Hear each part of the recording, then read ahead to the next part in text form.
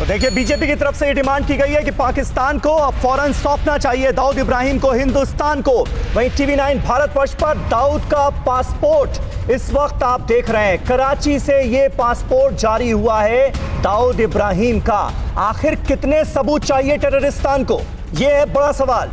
10 जुलाई 1996 में ये पासपोर्ट जारी हुआ था। 1996 में शेख दाऊद हसन के नाम से ये पासपोर्ट जारी हुआ है। दाऊद इब्राहिम का ये पासपोर्ट कराची से ही जारी हुआ है। आपको ये बता रहे हैं हम लगातार कि किस तरह से पाकिस्तान के विदेश मंत्रालय की अधिसूचना जो जारी होती है उसमें दाऊद इब्राहिम का जिक्र किया जाता है और यह भी कहा जाता है कि देखिए, हमने इतने सारे प्रतिबंध लगा दिए, एफएटीएफ की ग्रे लिस्ट से ब्लैक लिस्ट में ना डाल दिया जाए, इसके लिए पाकिस्तान यह दिखावा करता है और इसी दिखावे में उसका झूठ बेपर्दा हो गया है उज्जवल निकम साहब। और देखिए, इस वक्त पासपोर्ट भी हम दिखा रहे हैं, यह पासपोर्ट तो कराची से ही इशू हुआ है। बिल्कुल।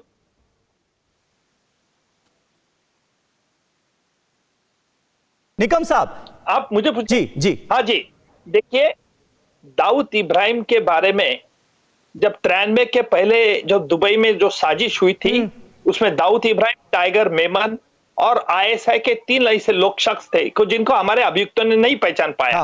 वो लोग इस्लामाबाद एयरपोर्ट पे गए, उनकी इमिग्रेशन फॉर्मेलिटीज को चेक नहीं किया गया, उनके पासपोर्ट में एम्बार्केशन डिसएम्बार्केशन का थप्पा नहीं मारा गया।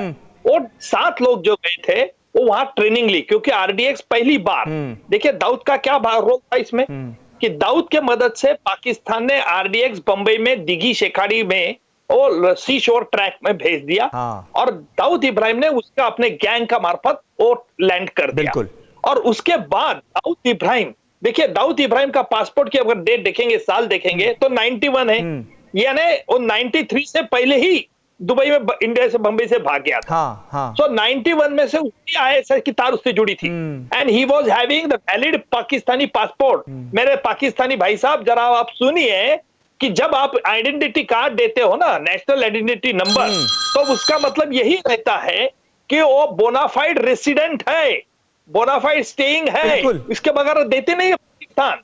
और दूसरी, पाकिस्तान भी कानून इसके बारे में सख्त है। और दूसरी बात यह है कि जैसे हमने वो 7 अभियुक्तों को पकड़ा, उसने 2 अभियुक्त ने गवाही दी बंबई में और अभियुक्त ने साफ तौर पर कह दिया कि दाऊद भाई ने, वो दाऊद भाई कहते थे, दाऊद भाई ने किस प्रकार हमें पार्टी दी, किस प्रकार हम उसके घर गए थे, किस प्रकार क्या किया, ये सब बातें बता।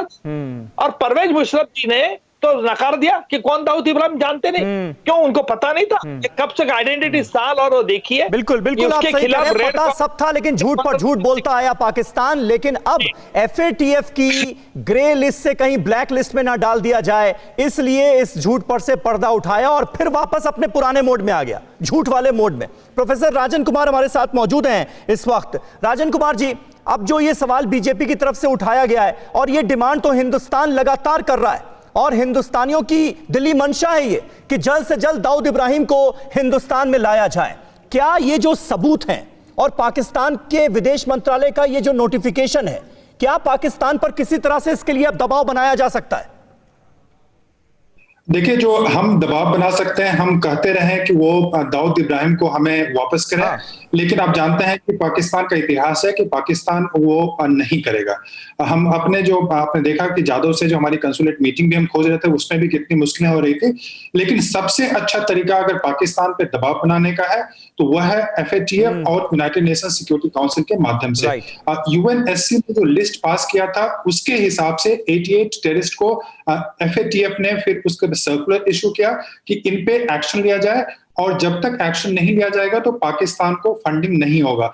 मैं आपको बता दूं कि एफएटीएफ जो है ये G7 कंट्रीज ने इसको पेरिस में एक organisation, non intergovernmental organisation है, और उसमें पाकिस्तान को अगर लोन लेना है, फाइनेंशियल सपोर्ट चाहिए तो उसकी मदद जरूरी होगा, उनका अप्रूवल जरूरी होगा।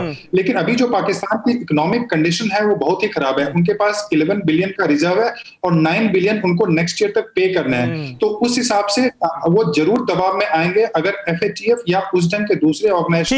ठीक है, राजन कुमार साहब बने रहे हमारे साथ। परवाह देश की, सोमवार से शुक्रवार रात 10 बजे टीवी9 भारतवर्ष पर।